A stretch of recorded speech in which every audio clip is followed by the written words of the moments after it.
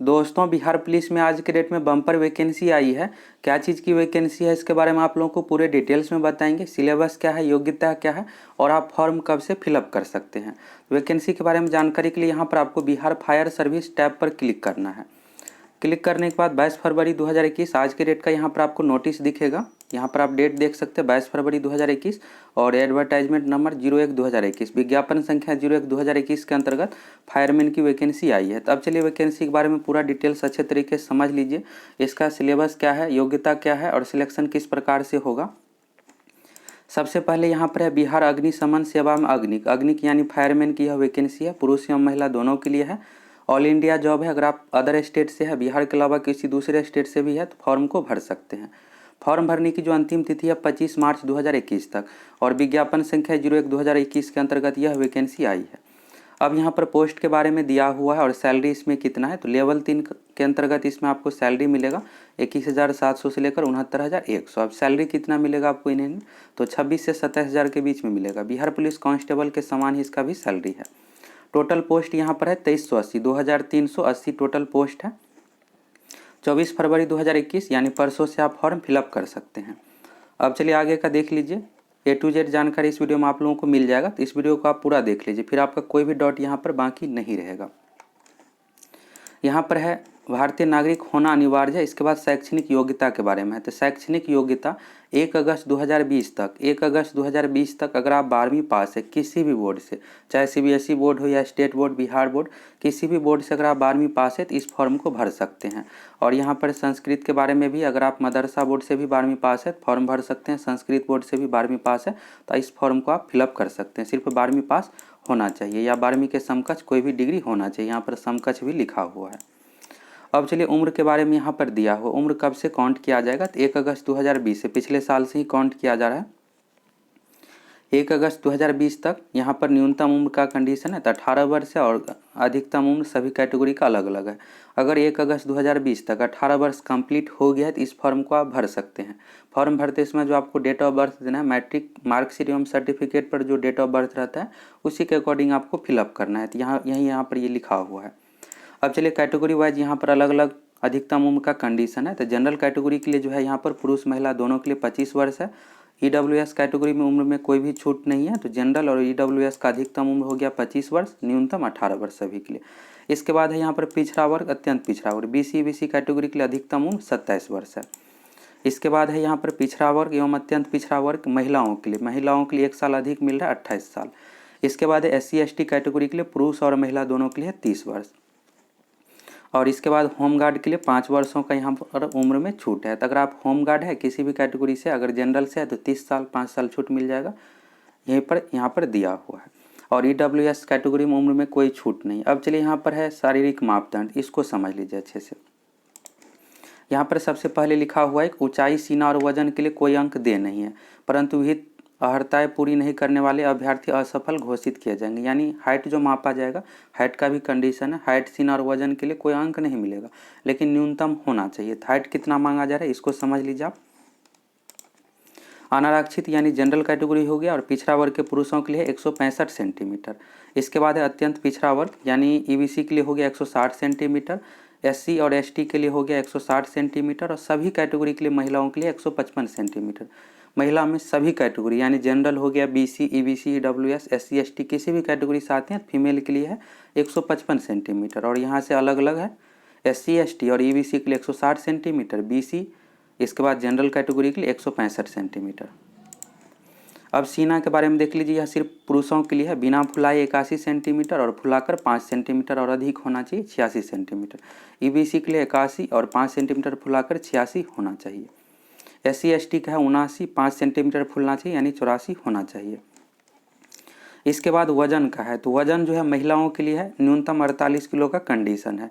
कम से कम 48 kg होना चाहिए। कब होना चाहिए, तो जब आप फिजिकल देने जाइएगा तो उस समय मापा जाता है, हाइट मापा जाता है, वजन मापा जाता है। तो 48 kg होना चाहिए। सिर्फ यह महिला के लिए है। अब चलिए यहाँ पर नियुक्ति की प्रक्रिया के बारे में समझ लीजिए।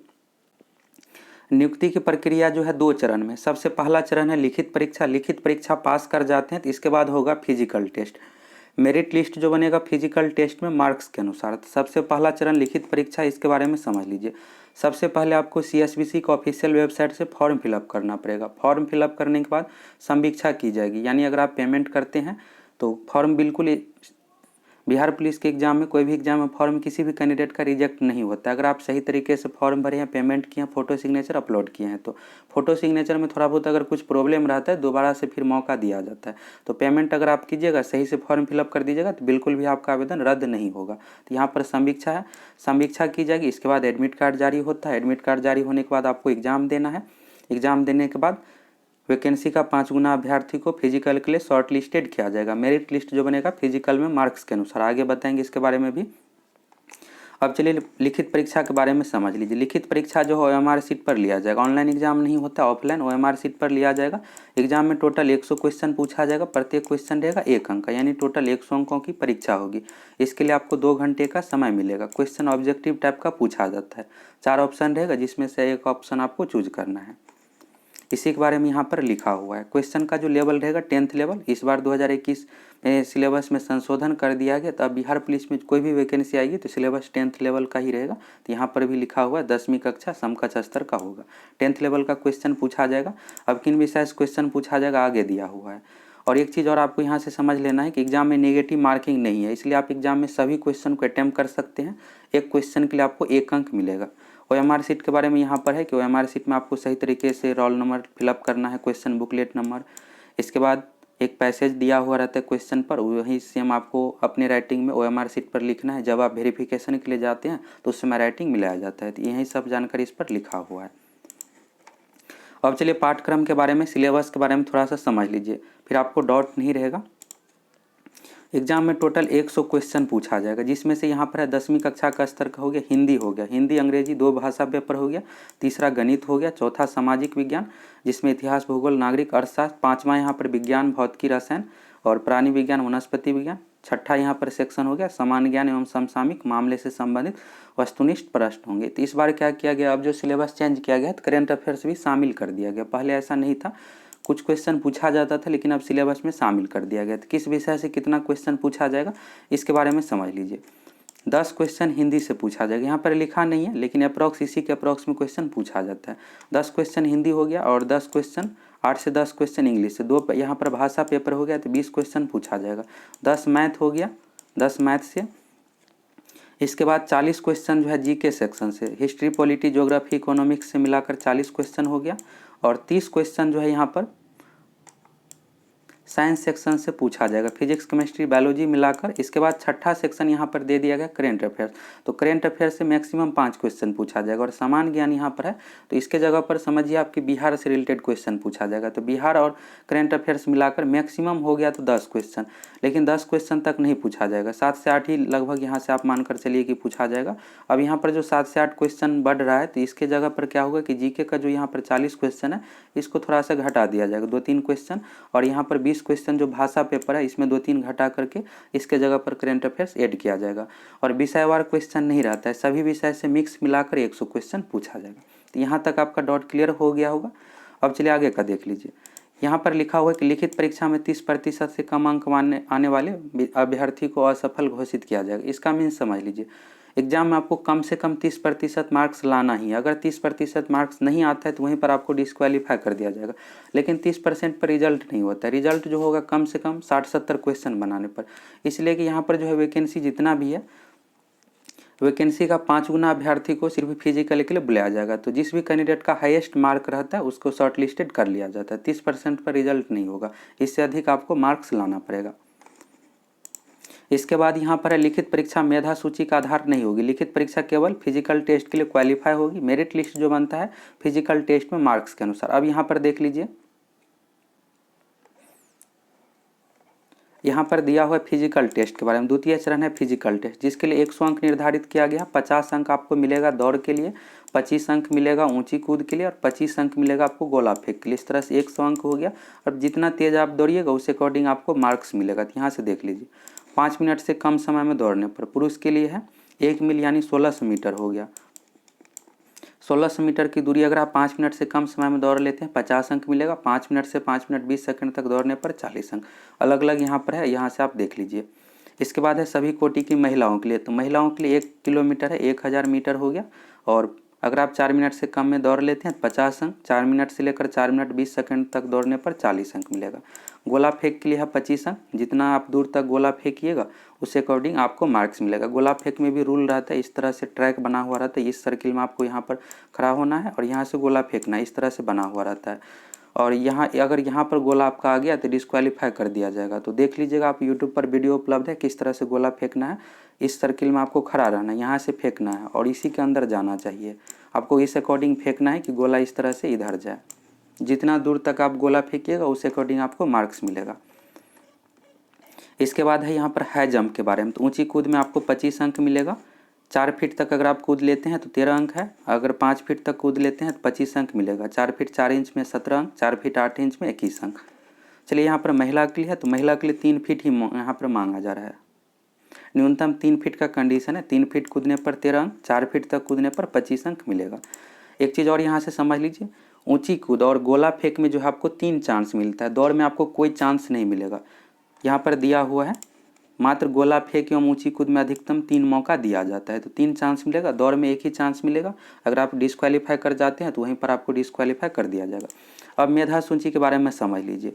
यहाँ पर है बिहार अग्निशमन सेवा में अग्निक यानी फायरमैन के पद पर नियुक्ति हेतु चयन के लिए मेधा सूची फिजिकल टेस्ट के अधीन 3 स्पर्धा दौड़, ऊंची कूद, गोला फेंक में अभ्यर्थी द्वारा प्राप्त कुल अंकों के आधार पर की जाएगी। चलिए इसके बाद यहाँ पर देख लीजिए शैक्षणिक योग्यता के बारे में है। यहाँ पर जो दिया हुआ है मार्क्स बराबर के कंडीशन में। एक चीज़ और समझ लीजिए, यहाँ से मेरिट लिस्ट तो आपको समझ में आ गया। दौड़, गोला फेंक, ऊंची कूद के अकॉर्डिंग आपका बनेगा। अब यहाँ पर अगर 2 कैंडिडेट का मार्क्स समान आ जाता है तो उस कंडीशन में क्या किया जाएगा। मान लीजिए 2 कैंडिडेट का यहाँ पर 75 मार्क्स आ गया, तो उस कंडीशन में जो है डेट ऑफ बर्थ देखा जाता है। जिसका डेट ऑफ बर्थ अधिक रहता है उसको लिया जाता है। अगर डेट ऑफ बर्थ भी समान हो गया तो क्वालिफिकेशन डिटेल्स देखा जाता है। इन्हीं सब के बारे में यहाँ पर दिया हुआ है। वैकेंसी का डिटेल्स यहाँ पर देख लीजिए। टोटल 2380 वैकेंसी है।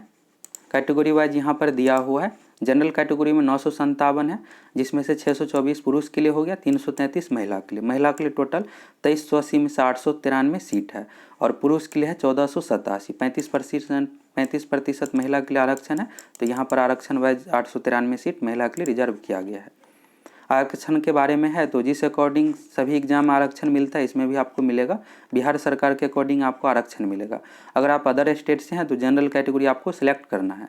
इसके बाद यहाँ पर फ्रीडम फाइटर के बारे में अब यहाँ पर दिया हुआ है कट ऑफ तिथि, इसको आप समझ लीजिए। सभी आरक्षण कोटि के अभ्यर्थियों एवं गिरिरक्षक अभ्यर्थियों के लिए आयु सीमा, शैक्षणिक योग्यता, प्रशिक्षण की तिथि के लिए कट ऑफ तिथि 1 अगस्त 2020 निर्धारित किया गया है। इसका मीन्स ये हुआ कि क्वालिफिकेशन डिटेल्स यानी 12वीं जो पास होना चाहिए 1 अगस्त 2020 तक। अगर आप होम गार्ड है तो प्रशिक्षण की तिथि जो काउंट किया जाएगा 1 अगस्त 2020 तक काउंट किया जाएगा। और इसके बाद हो गया आयु सीमा यानी एज जो काउंट किया जाएगा 1 अगस्त 2020 से। इसके बाद है नियुक्ति के बारे में। तो जो फाइनल मेरिट लिस्ट तैयार किया जाएगा फिजिकल टेस्ट में मार्क्स के अनुसार CSPC को ऑफिशियल वेबसाइट पर फाइनल मेरिट लिस्ट आता है। फाइनल मेरिट लिस्ट आने के बाद यहाँ पर मेडिकल टेस्ट होगा। मेडिकल टेस्ट होने के बाद फिर आपका ज्वाइनिंग हो जाएगा। अब चलिए फॉर्म भरने के बारे में समझ लीजिए। तो फॉर्म जो आप फिलअप कर सकते हैं 24 फरवरी 2021 से। फॉर्म कैसे फिलअप करना है इसके बारे में एक अलग से वीडियो बनाएंगे, उसको आप जरूर देख लीजिएगा। फॉर्म भरते समय किसी भी प्रकार का आपको मिस्टेक नहीं करना है, नहीं तो आपको डॉक्यूमेंट वेरिफिकेशन में समस्या आ सकती है। फॉर्म का जो चार्ज है 450 रुपये है। अगर आप SC ST कैटेगरी से आते हैं 112 रुपया पेमेंट करना पड़ेगा। बाकी सभी कैटेगरी के लिए general, EWS, BC, EBC category के लिए 450 रुपये का पेमेंट आपको करना है और SC ST के लिए 112 रुपये का पेमेंट है। पेमेंट आप किसी भी माध्यम से ऑनलाइन कर सकते हैं। इसके बाद रजिस्ट्रेशन के बारे में यहाँ पर है कि रजिस्ट्रेशन आपको सही तरीके से करना है। रजिस्ट्रेशन के समय आपको पेमेंट करना पड़ेगा। पेमेंट करने के बाद आपको रजिस्ट्रेशन नंबर प्राप्त होगा मोबाइल नंबर पर और स्क्रीन पर भी दिखेगा registration number. Date of birth से आप लॉगिन करके फिर आप फॉर्म फिलअप कर सकते हैं। फॉर्म फिलअप करते समय आपको qualification details, address, photo, signature सही तरीके से अपलोड करना है। इसी के बारे में यहाँ पर दिया हुआ। अगर फॉर्म भरने में किसी भी प्रकार का मिस्टेक हो जाता है तो इसके लिए आपको पंजीकरण रद्दीकरण करना पड़ेगा और जो पेमेंट है वो लौटाया नहीं जाता है। दोबारा से फिर से आपको रजिस्ट्रेशन करना पड़ेगा, फिर आपको फॉर्म फिलअप करना पड़ेगा। फ़ोटो सिग्नेचर के बारे में यहाँ पर दिया हुआ है 15 से 25 KB के बीच सही तरीके से फ़ोटो यहाँ पर होना चाहिए।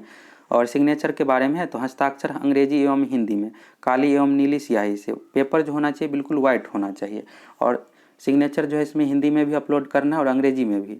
पेपर बिल्कुल वाइट होना चाहिए। या तो आप ब्लू पेन से सिग्नेचर कर सकते हैं या फिर ब्लैक पेन से। 15 से 25 KB के बीच में आपको सिग्नेचर अपलोड करना है। यहीं पर यहाँ पर डिटेल्स दिया हुआ है। इसके बाद यहाँ पर देख लीजिए महत्वपूर्ण निर्देश में दिया हुआ है कि CSPC के वेबसाइट से जब आप फॉर्म फिलअप कीजिएगा, फॉर्म जब फाइनल सबमिट हो जाएगा, इसके बाद आपको फॉर्म का रिसीविंग निकाल करके भविष्य के लिए रख लेना है। फोटो सहित आपको प्रिंट आउट निकाल करके अपने पास रख लेना है। फॉर्म भरने की जो अंतिम तिथि है 25 मार्च 2021 निर्धारित किया गया है, तो लास्ट डेट से पहले आप फॉर्म फिलअप कर लीजिएगा। लास्ट समय में वेबसाइट अच्छे तरीके से काम नहीं करता है।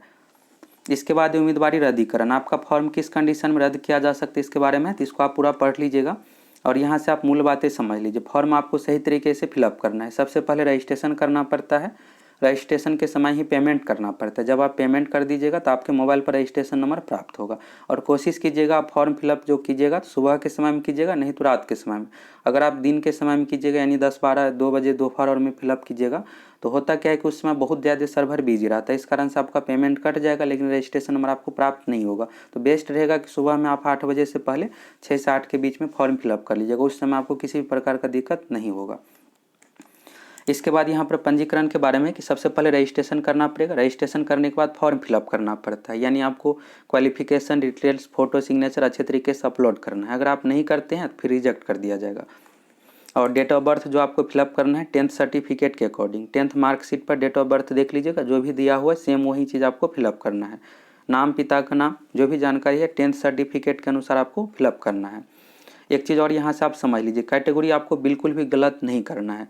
बिहार पुलिस के एग्जाम में अगर रिजेक्ट किया जाता है किसी भी कैंडिडेट को डॉक्यूमेंट वेरिफिकेशन में तो सिर्फ कैटेगरी के कारण से किया जाता है। और सबसे जो दिक्कत होता है BC EBC कैटेगरी वाले कैंडिडेट को, और कन्फर्म नहीं पता रहता है कि हम BC में है कि EBC में। आप जिस भी कैटेगरी में आते हैं अच्छे से यहाँ पर कन्फर्म हो जाइएगा, BC में आते हैं या फिर EBC में। बिहार में जो है OBC का 2 पार्ट है, OBC का ही यह पार्ट है, OBC का 2 पार्ट है, BC है और EBC है। अगर आप EBC कैटेगरी में है तो EBC फिलअप करना है, अगर आप BC में है तो BC फिलअप करना है। अगर गलत फिलअप कीजिएगा फिर आपको डॉक्यूमेंट वेरिफिकेशन में छांट दिया जाएगा, तो अच्छे तरीके से फिलअप कीजिएगा। जो भी यहाँ पर मूल बातें थी आपके लिए ज़रूरी था, यहाँ पर A to Z जानकारी आप लोगों को दे दी है। फिर भी अगर आपको कोई भी डाउट है तो इस वीडियो को आप पूरा देख लीजिएगा, फिर आपको अच्छे तरीके से समझ में आ जाएगा। अगर आप 1 अगस्त 2020 तक 12वीं पास है तो इस फॉर्म को भर सकते हैं। शैक्षणिक योग्यता जो मांगा जा रहा है 12वीं पास होना चाहिए। अगर आप बिहार फायरमैन की तैयारी करना चाहते हैं चैनल को सब्सक्राइब करके जुड़ जाइए।